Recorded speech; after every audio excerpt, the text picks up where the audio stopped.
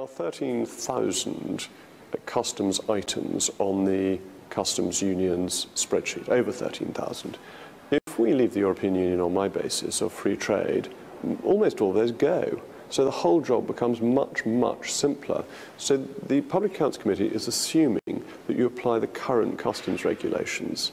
That would be a mistake. What we want to do is move to free trade, get rid of all these tariffs and non-tariff barriers to really open up the United Kingdom, and then this is not necessary. The other really striking thing you've said is that the £350 million for the NHS, that was a commitment made by the Leave campaign. It wasn't a commitment made by either Conservative Party or the government. So why are you urging the government to do this?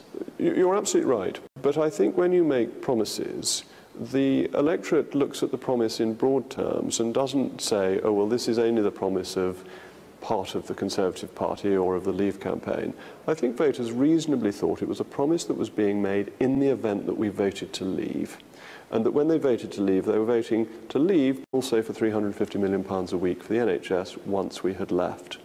And I think politicians would be wise to deliver on implied promises as well as ones that are nailed down without any sub-clauses and small print. Looking at the Brexit negotiations, you said that the Chancellor needed to double the amount of money he's putting by as a contingency. £250 million extra isn't a great deal of money in the great scheme of things, so why don't you think he's done that? Well, I mean, I agree with you, £250 million in the great scheme of government expenditure is not the largest amount it will spend. I was saying a further contingency on top of that, which may well not be needed.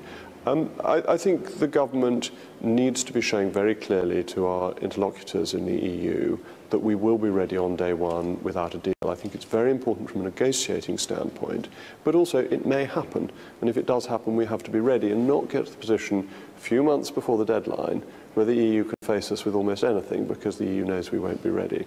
Why is the Chancellor not doing that? Well, perhaps he will do it in his budget next week. Do you think the EU are deliberately stalling the talks, the phase one talks, so they can just ratchet up the amount of money they get from us? Oh yes, that's of course why they're doing it. The EU, from its own point of view, is negotiating in a perfectly reasonable way, in the way it thinks will get it the most. We have to be very clear that this way of negotiating will in fact get it the least, because if we leave without a deal, their multi-annual financial framework is insolvent. Are you at all attracted by this suggestion that Northern Ireland would remain within the single market and customs union as a part of the UK with special status like Hong Kong has with China? Margaret Thatcher said that Northern Ireland was as much part of the country as Finchley. In my view, Northern Ireland is as much as part of the country as Somerset. That it is part of my country, part of my nation. It is not, like Hong Kong, an administrative region of a greater whole. It is part of the United Kingdom. The Conservative and Unionist Party is committed to that and will not break up the United Kingdom for the convenience of Monsieur Barnier.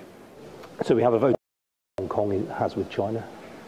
Margaret Thatcher said that over the 8 days in committee stage, my expectation is that the government is pretty safe on all the votes, with the exception of some of the Henry VIII clauses, though that may be overtaken by the promise of further legislation to implement the withdrawal bill, which makes those clauses less necessary. There are a number of Labour MPs who will vote with the government who have committed to delivering on Brexit. Not all Brexiteers, but committed to delivering on Brexit. And there's a relatively small number of Conservative rebels. I mean, from my point of view, it's quite interesting because I used to be on the other side of this. I used to be one of the rebels against more Europe. And we were very rarely enough to defeat the government, and I think the same applies now. You didn't frankly have the balls to put country before party.